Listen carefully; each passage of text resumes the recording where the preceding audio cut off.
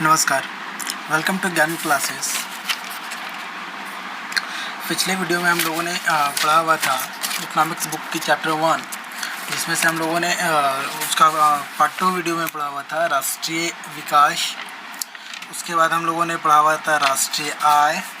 उसके बाद हम लोगों ने पढ़ा हुआ था विभिन्न देशों के बीच जो तुलनात्मक दृष्टि होती है उसके बारे में हम लोगों ने पढ़ा हुआ था।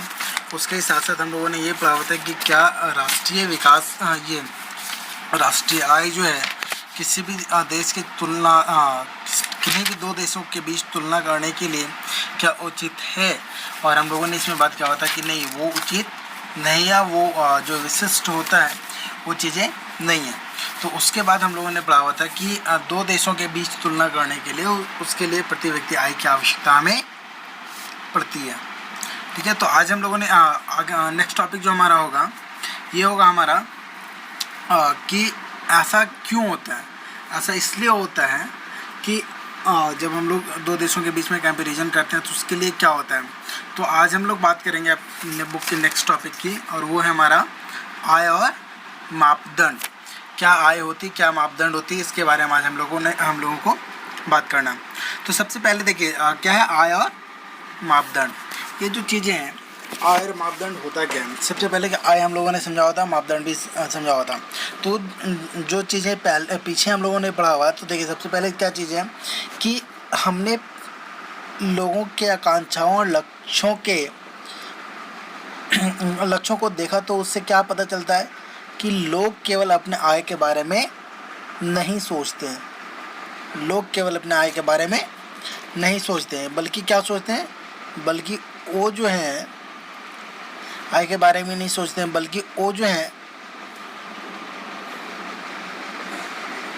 वो क्या सोचते हैं, वो आय के अलावा और भी चीज़ें जो है वो उसके साथ साथ सोचते हैं अपनी सुरक्षा, दूसरे से आदर और समानता का अधिकार। ऐसा नहीं कि किसी को बहुत ज़्यादा अधिकार मिल जाए और हमको कुछ अधिकार ही नहीं मिले।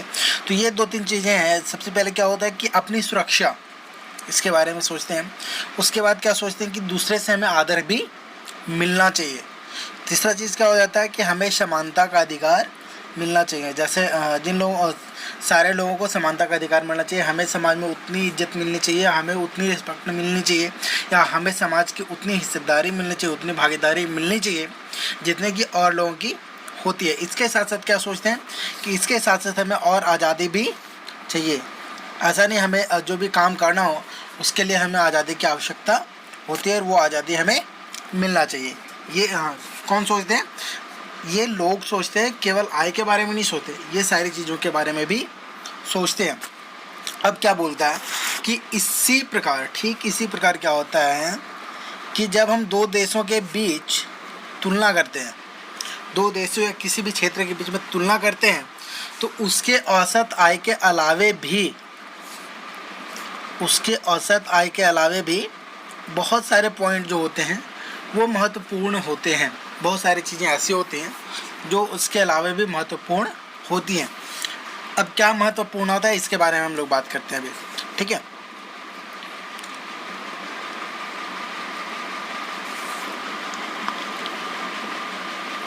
देखिए आप इसमें देख सकते हैं दो तीन चीज़ों के बारे में तुलना क्या हुआ, ये चीज़ें हम लोग अभी बात करेंगे। तो क्या बात करेंगे, सबसे पहले क्या दिखता है कि देखिए अभी यहाँ पे जो है आप लोग देख सकते हैं कि हरियाणा, तीन स्टेट के बारे में बात किया हुआ था हमारे पास, हरियाणा, केरल और बिहार। तो देखिए हरियाणा के जो प्रति व्यक्ति आय है वो है 1,62,034 रुपये। ठीक है, ये हो गया हमारा हरियाणा का 1,62,034 रुपये, ये हो गया हरियाणा का। इसके बाद क्या है कि इसके बाद केरल का बात करते हैं। तो केरल का 1,40,190 रुपये, ये प्रति व्यक्ति आया। हम लोगों ने पिछले क्लासेस में प्रति व्यक्ति आय निकालने की बात भी करी हुई थी, कैसे निकालते हैं ये चीज़ें भी हम लोगों ने वहाँ पढ़ा हुआ था। उसके बाद बिहार का प्रति व्यक्ति आय जो है वो है 31,454 रुपये। ठीक है, ये आपके NCERT बुक के अकॉर्डिंग है। ठीक है, तो क्या है कि बिहार की जो राष्ट्रीय ये प्रति व्यक्ति आय है वह है 31,454 रुपये। अब इन्हीं तीन स्टेटों के बारे में आगे भी बात करते हैं, इन्हीं तीन राज्यों के बारे में हम लोग आगे भी बात करते हैं वो क्या है। सबसे पहले उसके तुलनात्मक आंकड़ों के बारे में बात करते हैं। देखिए ये हरियाणा, केरल और बिहार 3 राज्य यहाँ पे हमारा दिखाया हुआ है। अब क्या है कि इसमें दिखाया हुआ हमारा शिशु मृत्यु दर, किस स्टेट में कितना शिशु मृत्यु दर है वो दिखाया हुआ है।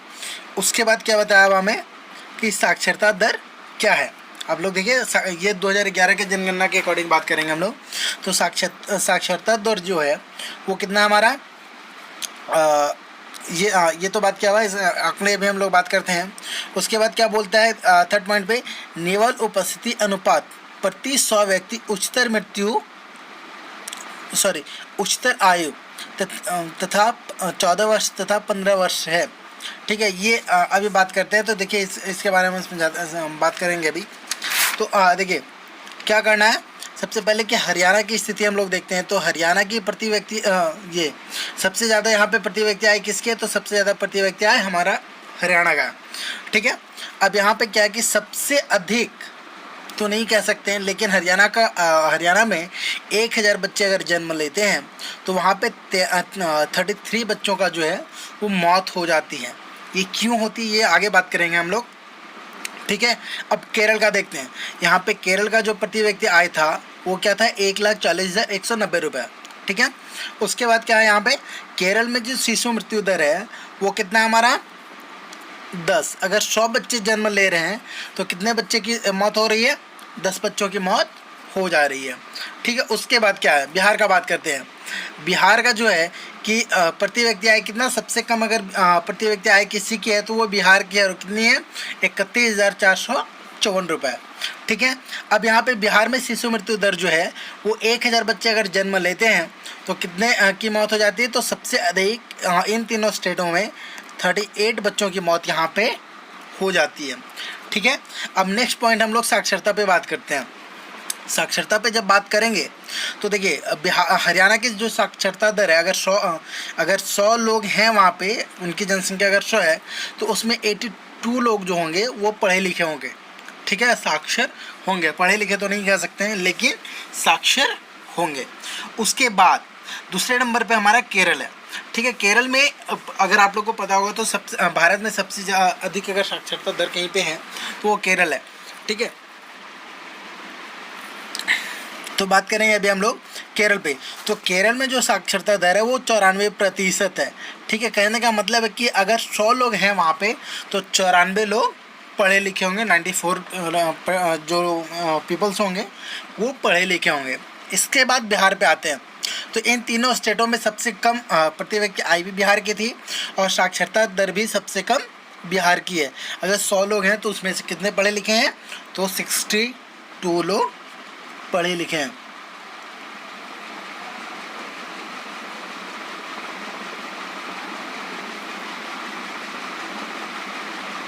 अब देखिए ये जो एज है इसमें क्या बताता है कि अगर 100 लोग वहाँ पे हैं तो उसमें से 61 लोग जो हैं हरियाणा के वो 15 वर्ष की आयु क्रॉस करते हैं। 15 वर्ष की आयु 61 लोग क्रॉस करते हैं। केरल में कितने हैं, तो 83 है और बिहार में 43 है। आई होप कि यहाँ तक समझ में आ गया होगा। अब फिर हम लोग बात करते हैं ऐसा स्थिति क्यों है। अगर प्रति व्यक्ति आय सबसे ज़्यादा हरियाणा की है तो इनकी स्थिति केरल से बेहतर क्यों नहीं है। ठीक है, तो इस पर बात करते हैं हम लोग। देखिए अब क्या बोलता है कि सार्वजनिक सुविधाएं जहाँ पे अधिक होंगी वहाँ पे उनका रहन सहन जो होगा वो बहुत अच्छा होगा। तो देखिए सबसे अधिक प्रति व्यक्ति आय किस राज्य की थी, हरियाणा की।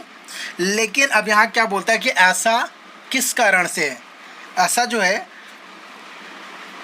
वो किस कारण से है। तो देखिए क्या बोलता है कि हरियाणा की प्रति व्यक्ति आय केरल से अधिक है। कितना क्या है कि हरियाणा की प्रति व्यक्ति आय जो है केरल से अधिक है।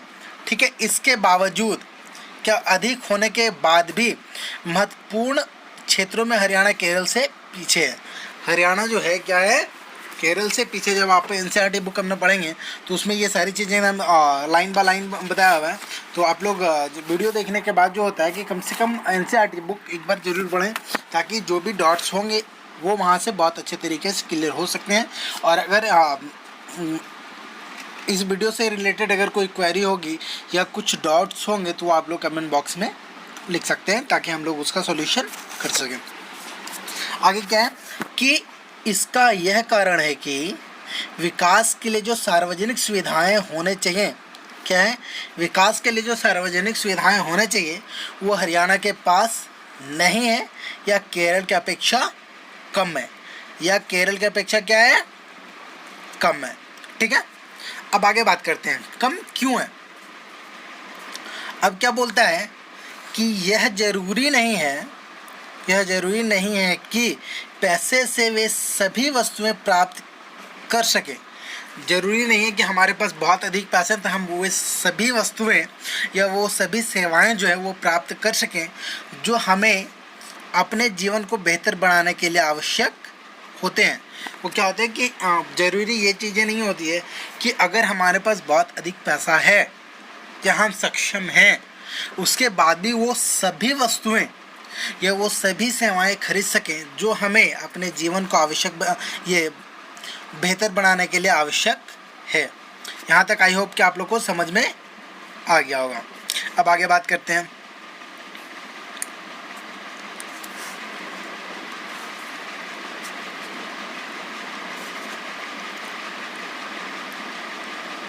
ठीक है, अब हम क्या क्या चीज़ पैसे से नहीं खरीद सकते यहाँ पे बात करेंगे। तो देखिए सबसे पहले चीज़ क्या है कि अगर आपके पास बहुत अधिक पैसा होगा, ठीक है, आप अपने काम करने में सक्षम हो, उसके बाद भी क्या आप पोल्यूशन को कम कर सकते हैं? अकेले पोल्यूशन को कम कर सकते हैं? नहीं, बिल्कुल भी नहीं। तो क्या कि पोल्यूशन को कम करने के लिए हम लोग सबको एक साथ मिलकर के काम करना पड़ेगा, हम लोग सबको समझना पड़ेगा, तब जा कर के पोल्यूशन कम होगी। अन्यथा क्या होगा कि हमारे पास पैसा होने के बाद भी प्रदूषण मुक्त वातावरण हम प्राप्त नहीं कर सकते हैं। अगर क्या होगी कि हमारे पास सुविधाओं की कमी होगी। अगर हमारे पास सुविधाएं हैं, एयर फिल्टर है या तो ये सारी चीज़ें जब हमारे पास होंगी तो वो क्या हो जाएगा हमारा कि हम प्रदूषण मुक्त वातावरण जो वो बना सकते हैं। अब इसके बाद क्या है कि इसके अलावा अगर आपके पास सुविधाएं नहीं हैं तो बिना मिलावट के दवाएं भी आपको नहीं मिलेंगी। ठीक है, लोग बहुत सारे क्या होते हैं कि हमारे पास सुविधाएं हैं नहीं तो जैसे तैसा करके वो दवा उपलब्ध करवा लेते हैं, बना लेते हैं, उसके बाद मार्केट में भेज देते हैं और हमारे सेहत के साथ खिलवाड़ होता है। तो ये सारी चीज़ें जो है, बहुत सारी ऐसी चीज़ें हैं, बुक जब आप पढ़ेंगे तो वहाँ पे मिलेगा।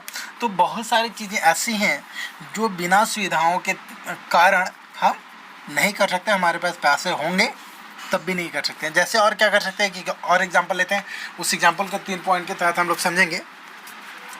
क्या होता है कि देखिए माना कि आप एक गांव में रहते हैं, आप एक गांव में रहते हैं जहाँ की आपके अलावा किसी को पढ़ने में रुचि नहीं है, आपके अलावा किसी को पढ़ने में रुचि नहीं है, तो क्या आप पढ़ पाएंगे? अब ये बताइए कि आपके अलावा किसी को वहाँ पढ़ने में रुचि नहीं है, उसके बाद क्या आप पढ़ पाएंगे? बिल्कुल नहीं पढ़ सकते हैं। क्यों नहीं पढ़ सकते हैं? क्योंकि जब वहाँ किसी को पढ़ने में रुचि है ही नहीं तो वहाँ पे स्कूल भी नहीं होगा, क्योंकि एक बच्चे के लिए सरकार वहाँ पे स्कूल नहीं खोलेगी। ठीक है, तो आप वहाँ पे नहीं पढ़ सकते हैं। आप पढ़ कब सकते हैं? यदि आपके गांव में कोई स्कूल नहीं है, ठीक है, आपके गांव में कोई स्कूल नहीं है, आपको पढ़ने का मन है और बाकी लोग पढ़ना नहीं चाहते हैं, तो वहाँ पे क्या होगा कि आपके अगर माता पिता सक्षम होंगे, आपके माता पिता अगर सक्षम होंगे कि आपको किसी निजी विद्यालय में पढ़ा सके, आपको किसी निजी विद्यालय में पढ़ा सके, ये सक्षम अगर आपके माता पिता होंगे तब जाकर के आप पढ़ सकते हैं। अगर वो सक्षम नहीं है और आपके गांव में विद्यालय नहीं है तो भी आप नहीं पढ़ सकते हैं। ठीक है, ये 2 स्थिति क्लियर हो गई। अब तीसरी स्थिति पे बात करेंगे। तीसरा स्थिति क्या होगा कि अब तीसरी स्थिति यह हो सकती है कि आपके गांव में बहुत सारे बच्चे पढ़ना चाहते हैं, आप जिस गांव में रहते हैं उस गांव में बहुत सारे बच्चे पढ़ना चाहते हैं। क्या है कि उस गांव में बहुत सारे बच्चे पढ़ना चाहते हैं, ठीक है, लेकिन यहाँ पर स्थिति क्या होगी कि यहाँ पे स्कूल अभी नहीं है। बहुत सारे बच्चे पढ़ना तो चाहते हैं लेकिन स्कूल नहीं है। बहुत सारे बच्चे पढ़ना चाहते हैं लेकिन स्कूल नहीं है। तो ऐसी स्थिति में क्या होगी, या तो सरकार वहाँ पे स्कूल खोलेगी, या फिर कोई इंटरेस्टेड व्यक्ति जो निजी संस्था का होगा वो वहाँ पे जाकर के स्कूल खोलेगा। ठीक है, जब कोई निजी संस्था या सरकारी स्कूल वहाँ पे खुलती है तो उसमें सुविधाएं आपको प्रदान की जाएंगी। जब आपको सुविधाएं प्रदान की जाएंगी तब आप अच्छे से वहाँ पे पढ़ सकते हैं, अन्यथा आप वहाँ पे अच्छे से नहीं पढ़ सकते हैं। तो ये सारी चीज़ें जो है बिना सुविधाओं के हम नहीं कर सकते हैं। इसके साथ साथ क्या हो जाएगा, ये थोड़ा सा हम बात कर लेते हैं आगे।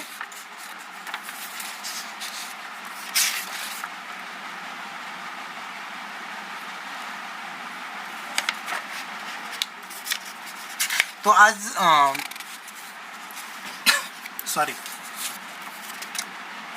आज क्या है कि आज का जो टॉपिक ये क्लास है ये यहीं समाप्त करते हैं, और नेक्स्ट पार्ट जो आएगा उसमें सॉल्यूशन के साथ साथ जो थोड़ा सा बचा हुआ हमारा वो पार्ट हम लोग क्लियर करेंगे।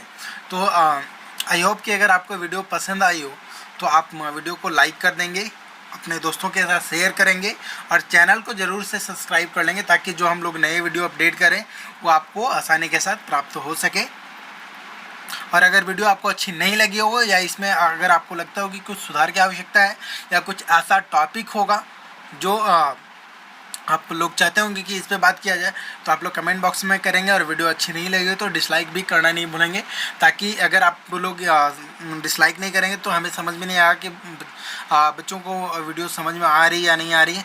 तो उसके लिए आपको लाइक और डिसलाइक करना बहुत आवश्यक है। पसंद आया तो लाइक करिए और पसंद नहीं आया तो डिसलाइक करिए। Thank you.